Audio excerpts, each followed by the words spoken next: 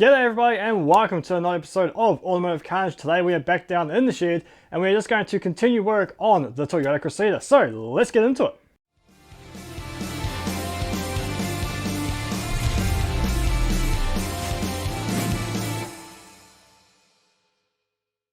So yes, g'day everybody, welcome to Automotive Carnage. My name's DJ and today we're going to be working on my 1979 Toyota Cressida that we've managed to shoehorn a 5.4 litre V8 and 4-speed into it out of a Ford BA Fairmont.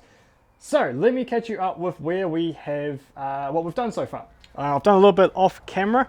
The first thing that is easy to point out is we've started to rebuild the brakes. So we've got one of the rotors on this side, we've got the new pads in there. Unfortunately, I lost the pins that go through here. So we're waiting for those to arrive. We still need to go and rebuild the other side and we need to rebuild the rear brakes. So we're going to do that in today's episode. Now the other thing that we have done is we've started to wire up the car. So I've mounted the ECU around about here, run some wires through the actual factory grommet that the original wiring loom went through.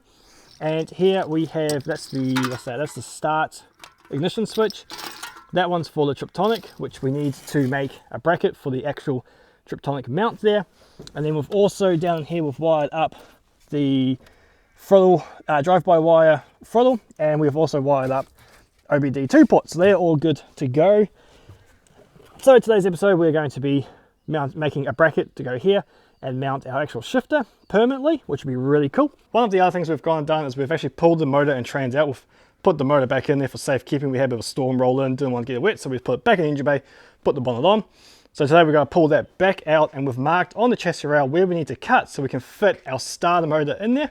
At the moment, the actual solenoid is too close to the chassis rail. It won't let us mount it in there. So we're going to notch out the chassis rail so that we can actually fit in properly and we can take it out without having to remove the entire driveline, which would be cool. And then the other really cool thing we've done is that there was actually four major components that I had to get custom made. One was the torque converter. Well, not custom made, sorry, but we had to find a torque converter. The original one was blown to bits. Our friend Byron from Down the Shed with Byron YouTube channel has managed to find the correct torque converter, so we have to go down to Perth and collect that. That's 1,000 kilometers away, so that might take a while to get. We also need a custom drive shaft. Now John from Gold Coast Tail Shafts is going to help us out with that. He has the measurements.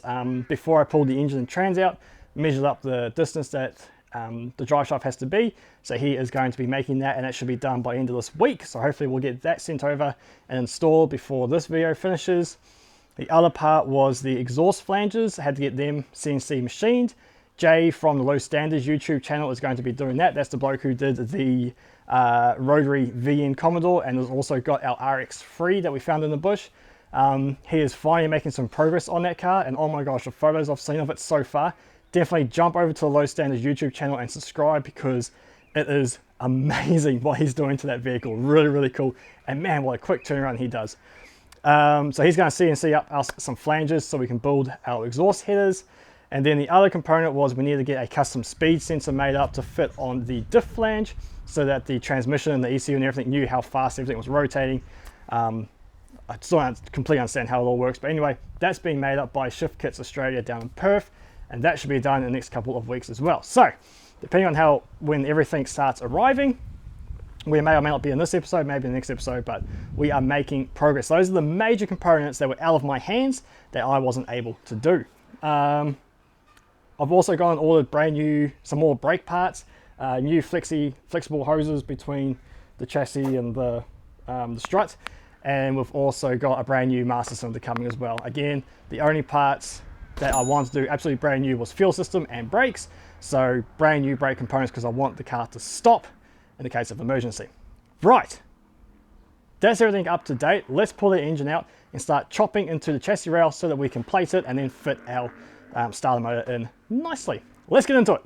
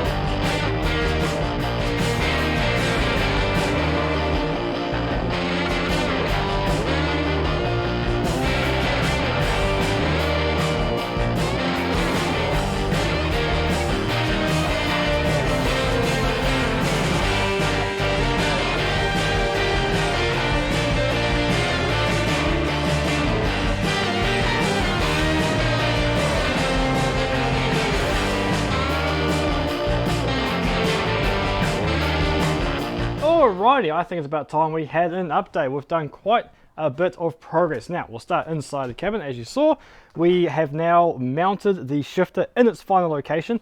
That is it. It is nice and secure now, even though it's only held on by 3 nuts, but that's okay.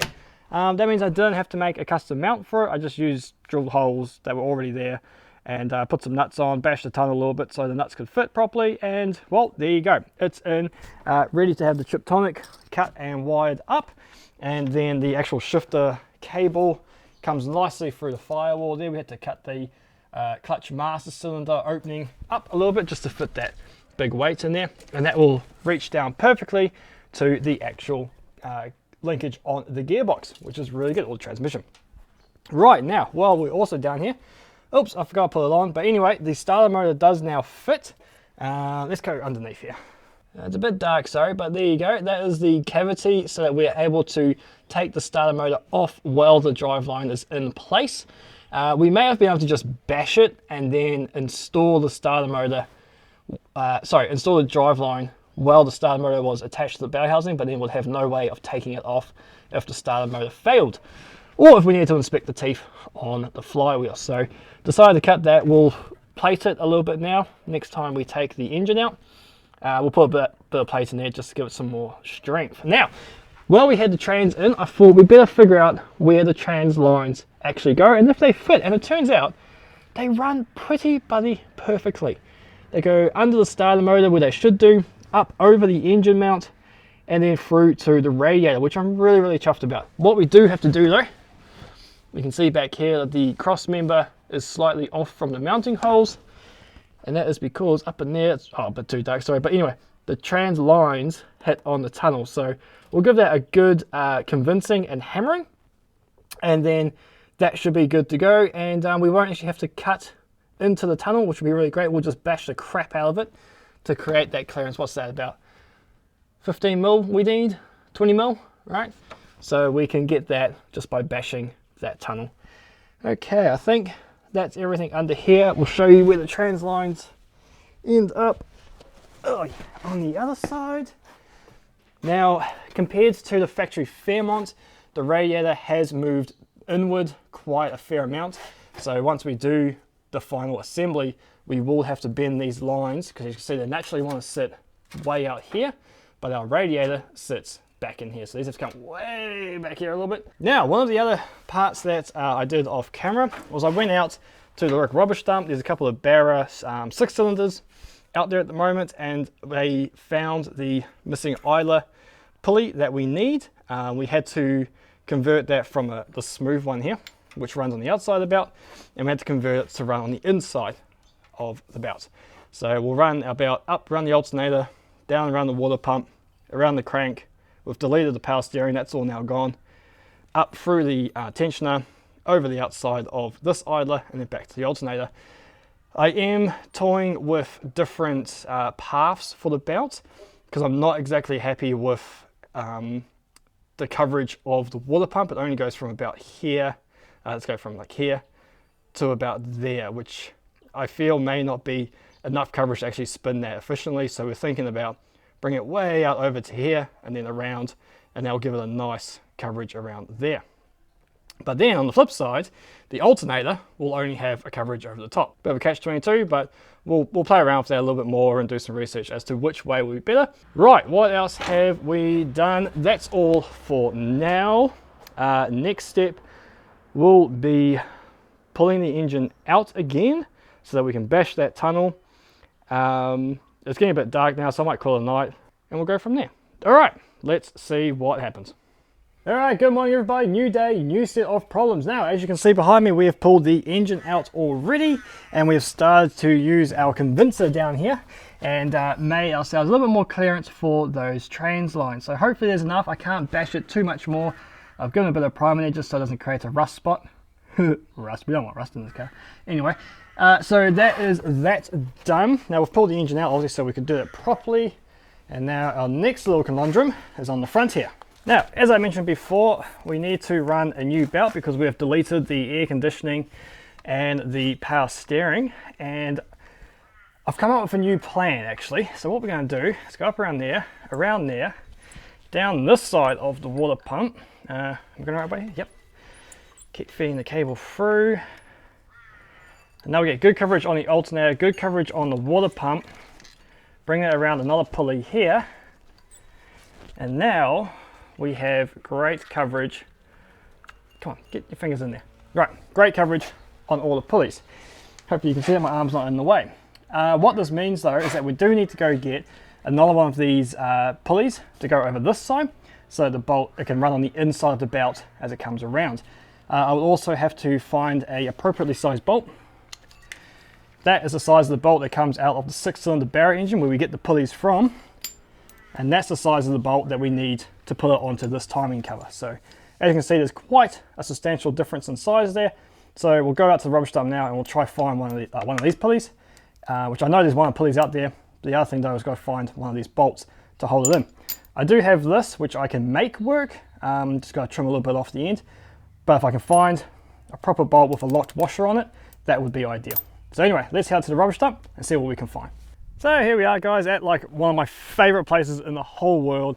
Just a whole bunch of crushed up cars, and parts are just free for the taking. It really is pretty much a cornerstone of being able to do what I do with this Cressida, and getting parts from the bush and from the rubbish dump to make something work. Unfortunately, some of the Shire workers are not too happy with me. Apparently I make a mess, but I just want to state I'm not the only one who comes out here looking for parts. I always try to clean up after myself anyway. Okay, so we're here to find that pulley, and I was going to take it off one of the Barra 6 cylinders we got out here, but then I remembered down the back of it, you know, we've got all sorts of Pulsars, XA Falcons, all sorts of stuff out here, man. But down the back here, I remembered about an AU Fairlane that had a V8 in it. So I came to have a look, and what do you know, the V8 also runs a 6PK belt, which is what we need. It also has an idler down there that's internal, and might just be the right length bolt that we need for our application. Now, unfortunately, Murphy's Law, I brought a few spanners and sockets with me, up to size 14, and that's a size 15. So, good old Sid Chrome to the rescue here. I'm going to have a crack at getting that off, and I'll get back to you shortly. Alright, so go figure, old Mr. Sid Chrome shifter just wanted to strip the bolts, so we had to go home and get the proper tools anyway. So this one here, is that one? Oh gosh, I forgot which one it is. That one there came off the 5-litre V8 that we tried getting, which is great. This one, I grabbed this anyway just in case. This is off the 4-litre Barra, and this is our bolt that came off the 5-litre, and that looks like it's going to be the right length and pitch and everything to fit in there and go into our timing cover. What's great is it's got like a little spacer on there, which is also the same diameter as the Barra, which we know will fit onto our V8. Now, also while we're here, I'm in the work ute today, so we'll load up these exhaust and mufflers that I pulled out a while ago, and these will form up part of the exhaust system for the Cressida as well. So some really big, good mufflers on the back. Honda Accord K24, 2.4 litre, awesomeness, and just a bit more piping underneath as well for holding. So we'll take those home as well, load them on the back, and say goodbye to the tip for now. Back to the shed.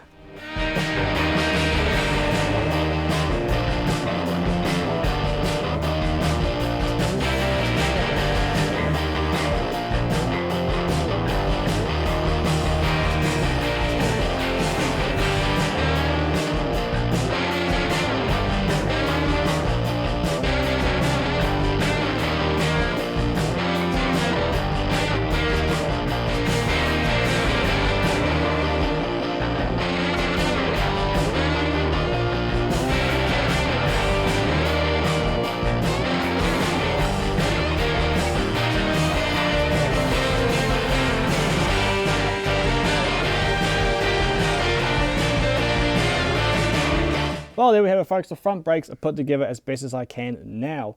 The reason this video is taking so long to get out, though, unfortunately, because I've been waiting for a lot of parts, and postage at the moment is shocking. So amplified by the fact that I live 1,000 k's out in the desert, and eventually the mail shows up, you know, a couple of weeks later. So anyway, sorry about the long delay, but I decided to put together what I did have, which was the rotors, the pads, and the new pin set.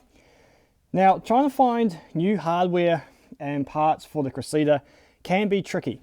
Especially the pins here that hold the brake pads in.